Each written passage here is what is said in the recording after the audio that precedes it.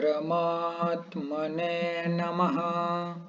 अथाष्टमोऽध्यायः। अथातोपस्मारनिदानं व्याख्यास्यामः। इति ह स्माह भगवान् आत्रेयः।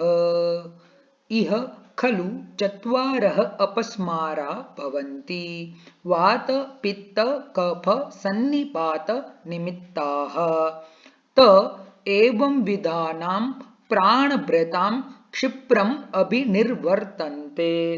तद्यथा रजस्तमोभ्याम् उपहतचेतसाम् उद्भ्रान्तविषमबहुदोषाणां समलविक्रेतोपहितान्यसूचिन्यवहारजातानि वैषम्ययुक्तेनोपयोगविधिनोपयुञ्जानानां तन्त्रप्रयोगम् अपि च विषमम् आचरताम् अन्याश्च शरीरचेष्टा विषमाः समाचरताम् अत्युपक्षयाद्वा दोषाः प्रकुपिता रजस्तमोभ्याम् उपहतचेतसाम् अन्तरात्मनः श्रेष्ठतमम् आयतनं हृदयम् उपसृत्य उपरि तिष्ठन्ते। तथेन्द्रियायतनानि च तत्र च अवस्थिताः सन्तः यदा हृदयम् इन्द्रियायतनानि चेरिताः काम क्रोध भय लोभ मोह हर्ष शोक चिन्तोद्वेगादिभिः सहसाभिपूरयन्ति तदा जन्तुः अपस्मरति। अपस्मारं पुनः स्मृति बुद्धि सत्व संप्लवात् बिभत्सचेष्टम् आवस्थिकं तमः प्रवेशम् आचक्षते। तस्येमानि पूर्वरूपाणि भवन्ति। तद्यथा भ्रूव्यूदासः सततम् अक्ष्णोः वैकृतम् अशब्दश्रवणं लाला सिंहाण प्रस्रवण मनन्नाभिलषणम् अरोचकाविपाकौ हृदय ग्रहः कुक्षेः आटोपः दौर्बल्यम् अस्थिभेदः अंगमर्दः मोहः तमसो दर्शनं मूर्छा भ्रमश्चाभीक्ष्णं स्वप्ने च मदनर्तन व्यधन व्यथन वेपन पतनादीनीति।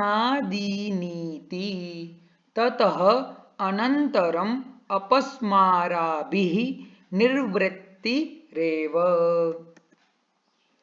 तत्र इदम् अपस्मारविशेषविज्ञानं भवति। तद्यथा अभीक्ष्णम् अपस्मरन्तं क्षणेन संज्ञां प्रतिलभमानम् उत्पिण्डिताक्षम् असाम्ना विलपन्तम् उद्वमन्तं फेनम् अतीवाध्मातग्रीवम् आविद्धशिरस्कम् विषम विनताङ्गुलिम् अनवस्थितपाणिपादम् अरुणपरुषश्यावनखनयन वदन त्वचम् अनवस्थित चपल परुष रूक्ष रूपदर्शिनम् वातलानुपशयम् विपरीतोपशयम् च वातेनापस्मरन्तं विद्यात्। अभीक्ष्णम् अपस्मरन्तं क्षणेन संज्ञां प्रतिलभमानम् अवकूजन्तम् आस्फालयन्तं भूमिम् हरित हारिद्र ताम्रनख नयन वदन त्वचम् रुधिरोक्षितोग्र भैरवादीप्तरुषित रूपदर्शिनम् पित्तलानुपशयम् विपरीतोपशयम् च पित्तेनापस्मरन्तं विद्यात्। चिरात् अपस्मरन्तं चिराच्च संज्ञां प्रतिलभमानं पतन्तम् अनतिविक्रेतचेष्टं लालाम् उद्वमन्तं शुक्लनखनयन वदनत्वचं शुक्लगुरुस्निग्धरूपदर्शिनं श्लेष्मलानुपशयं विपरीतोपशयं च श्लेष्मणापस्मरन्तं विद्यात् समवेत सर्वलिंगम् अपस्मारं सान्निपातिकं विद्यात् तमसाध्यम् आचक्षते इति चत्वारोपस्मारा व्याख्याताः। तेषाम् आगन्तुः अनुबन्धो भवत्येव कदाचित् तम् उत्तरकालम् उपदेक्ष्यामः। तस्य विशेषविज्ञानं यथोक्तलिङ्गै लिङ्गाधिक्यमदोषलिङ्गानुरूपं च किञ्चित् हितान्यपस्मारिभ्यस्तीक्ष्णानि संशोधनानि उपशमनानि च यथास्वं मन्त्रादीनि चागन्तु संयोगे तस्मिन् हि दक्षाध्वरध्वंसे देहिनां नानादिक्षु विद्रवताम् अभिद्रवण तरण धावन प्लवन लङ्घनाद्यैः देहविक्षोभणः पुरो गुल्मोत्पत्तिः अभूत्। हविष्प्रासात् प्रमेह कुष्ठानां भयत्रासशोकैरुन्मादानां विविधभूताशुचिसंस्पर्शात् अपस्माराणां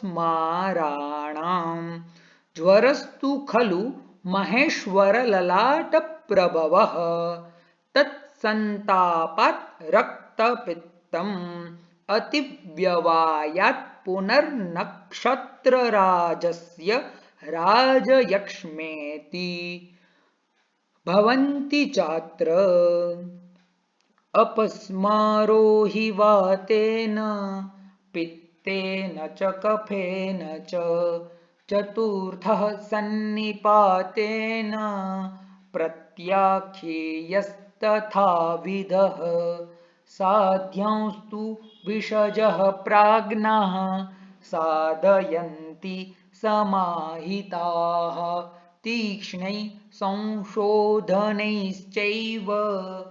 यथा स्वं समनैरपि यदा दोषनिमित्तस्य भवत्यागन्तुरन्वयः तदा साधारणं कर्म प्रवदन्ति भिषग्विदः सर्वरोगविशेषज्ञः सर्वौषधविशारदः भिषक् सर्वामयान् हन्ति न च मोहं निगच्छति इत्येतद् अखिलेनोक्तं निदानस्थानमुत्तमम् निदानार्थकरो रोगो रोगस्याप्युपलभ्यते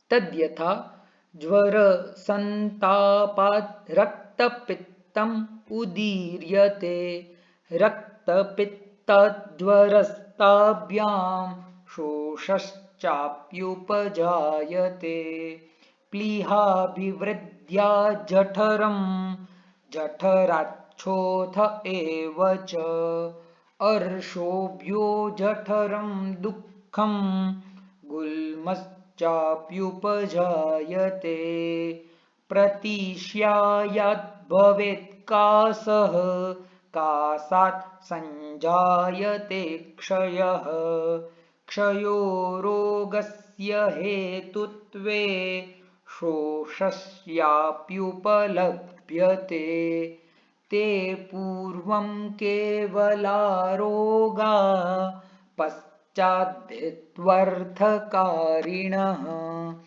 उभयार्थकरा द्रष्टास्ते वैकार्थकारिणः कश्चिद्धि रोगस्य हेतुर्भूत्वा प्रशाम्यति न प्रशाम्यति चाप्यन्यो हेत्वर्थं कुरुतेऽपि च एवं कृच्छ्रतमान्द्रेणां दृश्यन्ते व्याधिसङ्कराः प्रयोगा परिशुद्धत्वात् तथा चान्योन्यसम्भवात्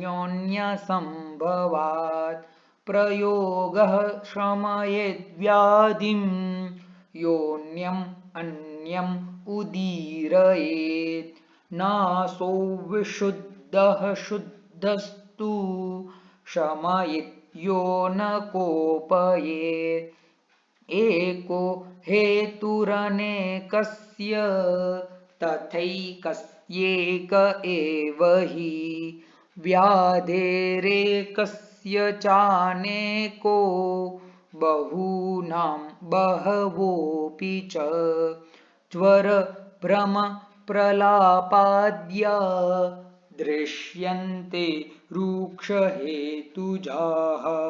रूक्षेणैकेन चाप्येको ज्वर एवोपजायते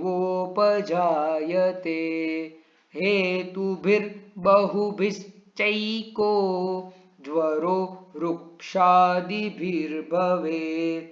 रुक्षादिभिर्ज्वराद्याश्च व्याधयः सम्भवन्ति लिङ्गं चैकम् अनेकस्य तथैवैकस्य लक्ष्यते बहून्येकस्य च व्याधेर्बहूनां स्युर्बहूनि च विषमारम्भमूलानां लिङ्गम् एकं ज्वरो मतः ज्वरस्यैकस्य चाप्येकः सन्तापो लिङ्गमुच्यते विषमारम्भमूलैश्च ज्वर एको निरुच्यते लिङ्गैरेतैर्ज्वरश्वास इक्काद्याः सन्ति चामयाः एका शान्तिरनेकस्य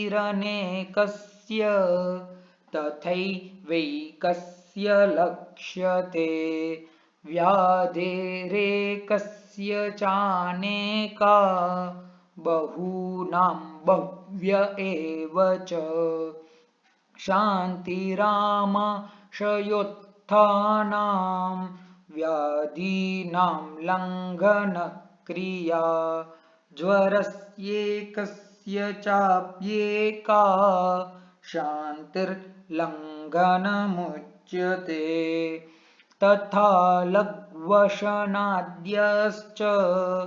ज्वरस्येकस्य शान्तयः एताश्चैव ज्वरश्वास इक्कादीनां प्रशान्तयः सुखसाध्यः सुखोपायः कालेनाल्पेन साध्यते साध्यते कृच्छ्रसाध्यस्तु यत्नेन महता चिरात् याति नाशेषतां व्याधि रसाद्यो याप्यसङ्गितः परो साध्यः क्रियाः सर्वा प्रत्याख्येयोति